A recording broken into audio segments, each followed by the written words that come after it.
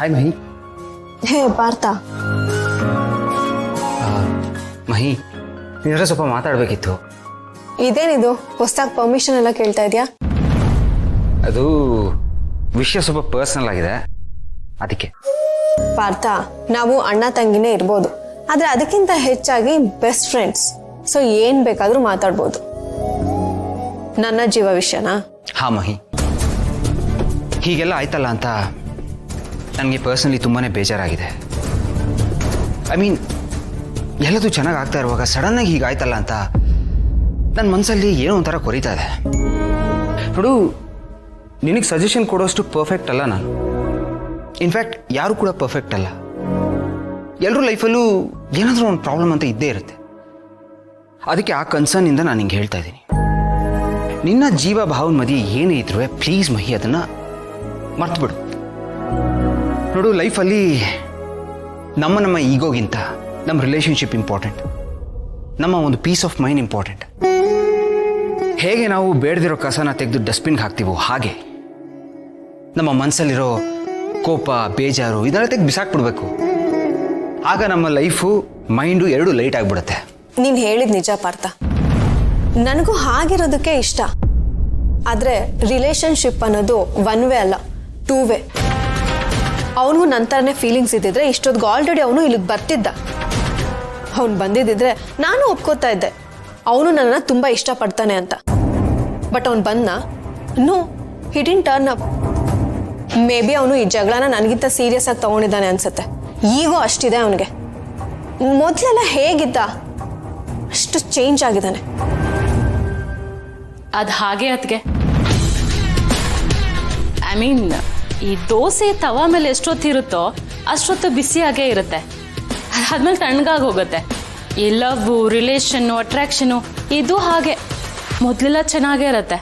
ಮದುವೆ ಅಂತ ಆದ್ಮೇಲೆ ಗಂಡಸರು ಚೇಂಜ್ ಆಗ್ಬಿಡ್ತಾರೆ, ಇಂಟ್ರೆಸ್ಟೇ ಕಳ್ಕೊಂಡ್ ಬಿಡ್ತಾರೆ. ನನಗೆ ನೀನೇ ಇಲ್ಲ, ನೀನ್ ಬಿಟ್ರೆ ಏನೂ ಇಲ್ಲ ಅಂತಿದ್ದವರು ಮದುವೆ ಆಗ್ತಿದ್ದ ಹಾಗೆ ಟೇಕನ್ ಫಾರ್ ಗ್ರಾಂಟೆಡ್ ತರ ಟ್ರೀಟ್ ಮಾಡ್ತಾರೆ. ಮದ್ವೆಗೆ ಮುಂಚೆ ಲವ್ ಗುರು ತರ ಇರ್ತಾರೆ, ಮದ್ವೆ ಆಗ್ತಿದ್ದಾಗೆ ರಿಂಗ್ ಮಾಸ್ಟರ್ ಆಗ್ಬಿಡ್ತಾರೆ. ನಮ್ಮನ್ನೇ ಕಂಟ್ರೋಲ್ ಮಾಡ್ತಾರೆ. ಚಿನ್ನ ರನ್ನ ಅಂತಿದ್ದವರು ಅಯ್ಯೋ ಯಾಕಾದ್ರೂ ಇವಳನ್ನ ಕಟ್ಕೊಂಡು ಅನ್ನೋ ಥರ ಟ್ರೀಟ್ ಮಾಡ್ತಾರೆ. ಅದು ಹಾಗೆ ಅದಕ್ಕೆ ಮದ್ವೆಗೆ ಮುಂಚೆ ಕನ್ಸು ಕಾಣ್ತೀವಿ, ಆಮೇಲೆ ಪಶ್ಚಾತ್ತಾಪ ಪಡ್ತೀವಿ. ಇಷ್ಟೇ ಲೈಫು, ಏನು ಮಾಡೋಕ್ಕಾಗಲ್ಲ.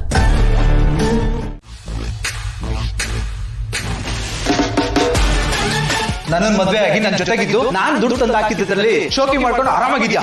ಬೆಳಗ್ಗೆ ಹೇಳ್ತೀಯಾ, ಚೆನ್ನಾಗಿ ರೆಡಿ ಆಗ್ತೀಯಾ, ಸ್ಟುಡಿಯೋಗೆ ಹೋಗ್ತೀಯಾ ಅಷ್ಟೇ. ಅದರಿಂದ ನಾನು ಉದ್ದಾರ ಆಗಿಲ್ಲ. ಅದೇನೋ ಬಿಸ್ನೆಸ್ ಮಾಡ್ತಿದ್ಯಲ್ಲ, ಅದರಿಂದ ಏನು ಬಿಟ್ಟಿಲ್ಲ. 6 ಕೇರಲ್ಲ 3 ಕಿಡಿಯಲ್ಲ. ನನ್ನ ತಂಗಿ ವಿಷಯಕ್ಕೆ, ನಮ್ಮ ಮನೆಯವ್ರ ವಿಷಯಕ್ಕೆ ಬಂದ್ರೆ ನಾನು ಇರೋದೇ ಹೀಗೆ. ನೀವು ಇದರಲ್ಲಿ ತಲೆ ಹಾಕ್ಬಿಟ್ಟು ನಿಂದ ಎಷ್ಟು ಯೋಚನೆ ನೋಡ್ಕೊ. ನನ್ನಿಂದಾಗಿ ಅಣ್ಣನ ಲೈಫ್ ಹಾಳಾಗ್ತಿದ್ಯಾ? ಅಣ್ಣ ಅದಕ್ಕೆ ಲೈಫ್ನ ಹಾಳು ಮಾಡ್ತಿದ್ದೀನ ನಾನು? ಮಾಹಿ, ನಿನ್ನ ನೋಡಿದ್ರೆ 2 ದಿನ ಇದ್ದು ಹೋಗೋ ಥರ ಕಾಣಿಸ್ತಾ ಇಲ್ಲ, ಇಲ್ಲೇ ಪರ್ಮನೆಂಟ್ ಆಗಿ ಸೆಟ್ಲ್ ಆಗೋ ಥರ ಕಾಣಿಸ್ತಾ ಇದೆ.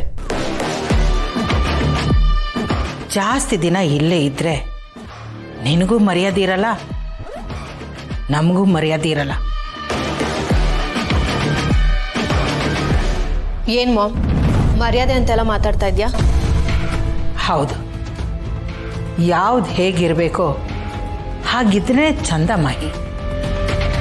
ನೀನು ಬಂದಿರೋದಾದ್ರೆ ಅಳಿಯನ ಜೊತೆ ಬಾ, ಇಲ್ಲಾಂದರೆ ದಯವಿಟ್ಟು ಬರಬೇಡ. ಅದು ನಿನಗೂ ಒಳ್ಳೇದು, ನಮಗೂ ಒಳ್ಳೇದು. ಈಗ ನೀನು ಹೊರಡು, ಜಾಗ ಖಾಲಿ ಮಾಡು.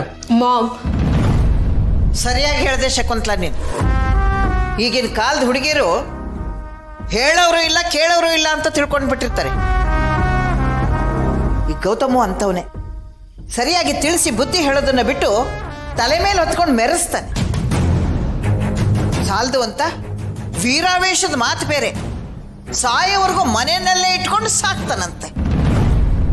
ಘಾಟಿ ಮುದುಕಿ ಪಿಂಡೇಶ್ವರಿ ಆದ್ರೂ ಪರವಾಗಿಲ್ಲ, ನಮ್ಮ ಕಡೆನೇ ಬ್ಯಾಟಿಂಗ್ ಮಾಡ್ತಾವಳಲ್ಲ. ಈ ಭಾಗ್ಯಕ್ಕೆ ಯಾಕೆ ಕೋಟಿಗಟ್ಟಲೆ ಖರ್ಚು ಮಾಡಿ ಮದುವೆ ಮಾಡಿಕೊಡ್ಬೇಕಾಗಿತ್ತು? ಇದಕ್ಕೇನಾ ಇವಳು ಜೀವನ ಪ್ರೀತಿಸಿ ಮದುವೆ ಮಾಡ್ಕೊಂಡಿದ್ದು? ಹಿಂದಿಲ್ಲ ಮುಂದಿಲ್ಲ, ಏನೋ ಒಂದು ಹೇಳ್ಬಿಡೋದು, ಆಮೇಲೆ ಅದನ್ನೇ ಹಿಡ್ಕೊಂಡು ಪ್ರತಿಷ್ಠೆ ಬೆಳೆಸೋದು. ಅದರಿಂದ ಏನಾಗುತ್ತೆ, ಪರಿಣಾಮ ಏನಾಗ್ಬೋದು ಅನ್ನೋ ಯೋಚನೆ ಬೇಡವಾ? ಹೌದು ಅತ್ತೆ, ಸರಿಯಾಗೇ ಹೇಳಿದ್ರಿ. ನಾನು ಯಾವಾಗಲೂ ಸರಿಯಾಗೇ ಹೇಳೋದು, ಅದೆಲ್ಲ ನಿಮಗೆ ಅರ್ಥ ಆಗಲ್ಲ ಅಷ್ಟೇ. ಅಂದ್ಕೊಂಡೆ ಯಾಕಿನ್ನೂ ಕೌಂಟ್ರ್ ಕೊಟ್ಟಿಲ್ಲ ಅಂತ, ಕೊನೆಗೂ ಕೊಟ್ಟೇ ಬಿಟ್ಲಲ್ಲ. ಹೇಳ್ಕೊಳ್ಳೋದಕ್ಕೆ ದೊಡ್ಡ ಬಿಸ್ನೆಸ್ ಮ್ಯಾನ್.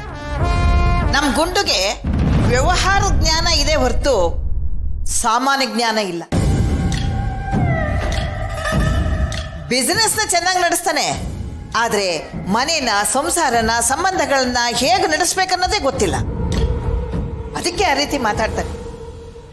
ಇವಳನ್ನ ಕೊನೆ ತನಕ ಮನೆಯಲ್ಲೇ ಇಟ್ಕೊಂಡು ಸಾಕ್ತಾನಂತೆ. ಅಯ್ಯ ದೇವ್ರ, ಎಂಥ ಕಂಪ್ಯಾರಿಸನ್ನು, ಮೆಟ್ಟಲ್ ಹೊಡೆದಂಗೆ. ಸತ್ಯ, ತಾಯಿಯಾದ ನೀನು ಅದೇ ದಾರಿ ಹಿಡಿಲಿಲ್ವಲ್ಲ, ಅದು ನಮ್ಮ ಪುಣ್ಯ.